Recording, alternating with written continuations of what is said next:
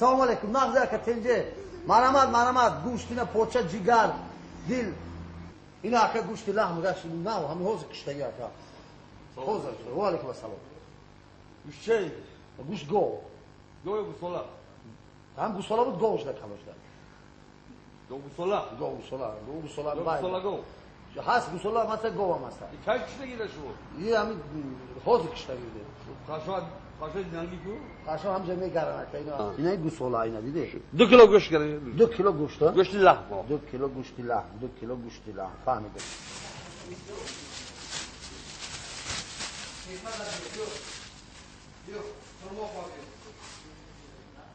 چابل بزنی ای بابا اکه 28 سال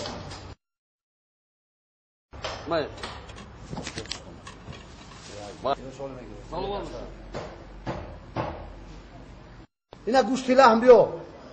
$2 زبای تو ما 2 کیلو گوشت لحم گفتم تو چی دادی 3 کیلو گوشت دادم اکه 3 کیلو گوشت لحم چی دادی مادا یا کجا باید بگی استخوان داره تو هینا خیلی گوشت دارم همه خیلی گوشت دادم چاپلی با مطرح بود چاپلی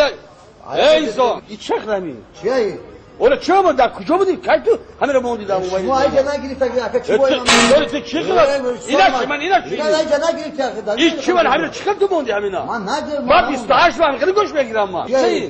چیه این سوکم چی با ایده با حوزه 28 رو دید با 30 بفروشا یا این سوک دیگه باز نده چی خیلی گوش فروشی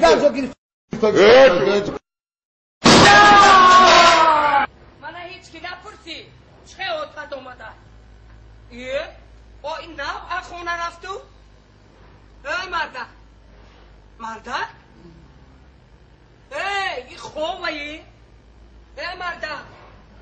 او نو اخو خستی رفتی کار چی دیست اومدی او وقتی کار ای مرده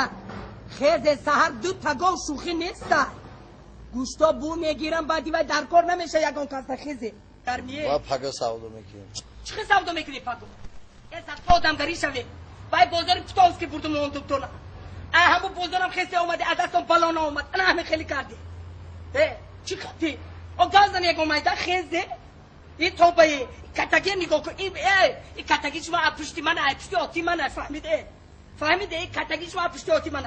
بازار زیلیانی آوردم 2 کنگی گفته 2 کنگی گفتم دادم گوشت فروشه یا دادم گفتیم که اگر کانتر گوشتی لحم باشه کانتر که دیگه استخوان مون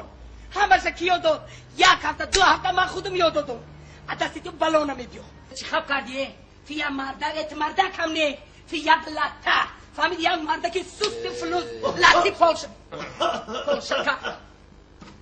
خس اوتادو مسوت خس